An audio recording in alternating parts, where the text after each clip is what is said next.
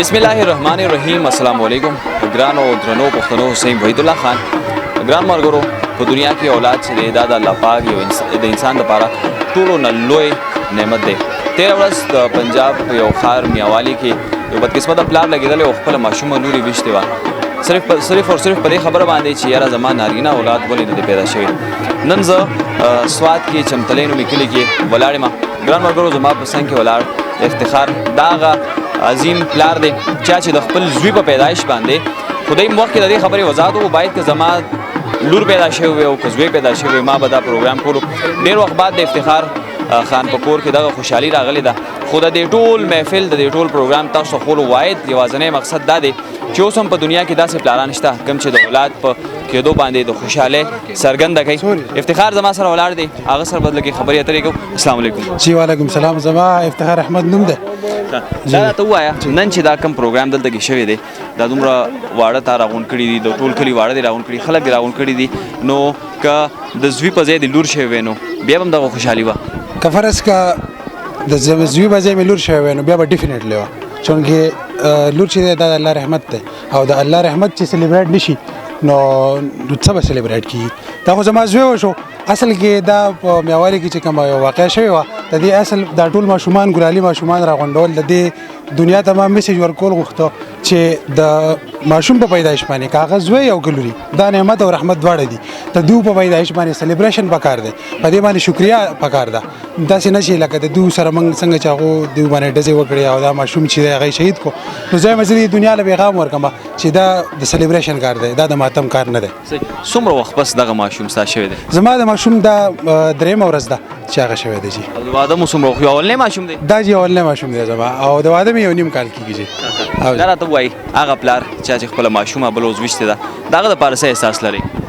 اصل کې زه هغه ته هېڅ ګناه نه کوم، دا د هغه ګناه نه ده، دا زموږ د سوسایټ ګناه ده. دا برډن دا د اونلی ریسپانسبل پرسن or he is not the responsible person for the sin which he had been committed by him. دا مسله دا نه ده، دا زموږ د سوسایټي مسله چې دوی د جنکو نه بوج جوړ کړی دی. زموږ پاپولیشن په پاکستان آبادي چې دا تقریبا 51% چې دا فیمیلز دي، دا زموږ سټرنث دی، دا زموږ ملا ده، دا زموږ بیک بون دی. دا سټرنث کول غواړي د دې په سوسایټي کې ویلیو نشته، دا خو جست د دې ریپرزنټیشن دی. داسې واقعي به ډېرې کېږي، په هر کور کې کېږي، په هر کلي کې کېږي، خو دا خو میاوالي یو واقعه وشوه چې هغه میډیا کورج هغې ته میلاو شو. داسې لکه ایون لکه زه درته ووایم زموږ په دې کلیو کې بلکې په ټول پاکستان کې چې کله ماشومه وشي نو د هغې باندې د خفګان اظهار کېږي.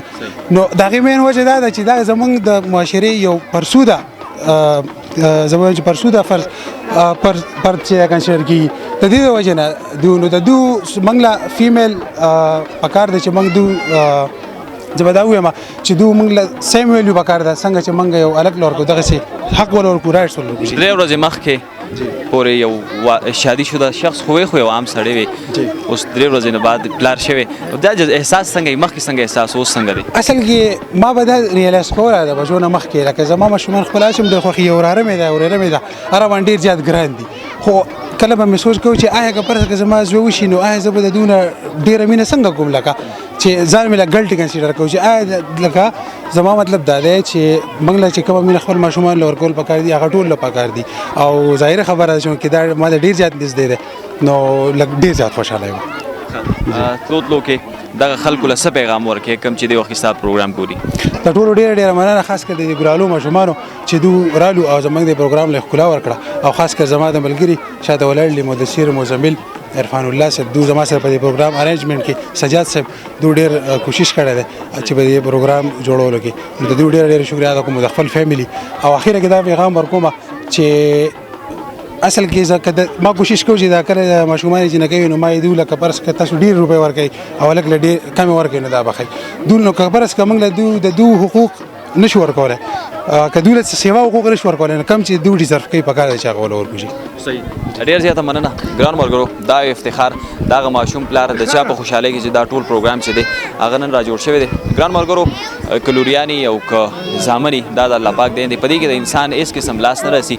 په خپلو لوریانو باندې هماغه عمره خوشحالي وکړئ څومره چې تاسو په خپلو بچو باندې کوئ.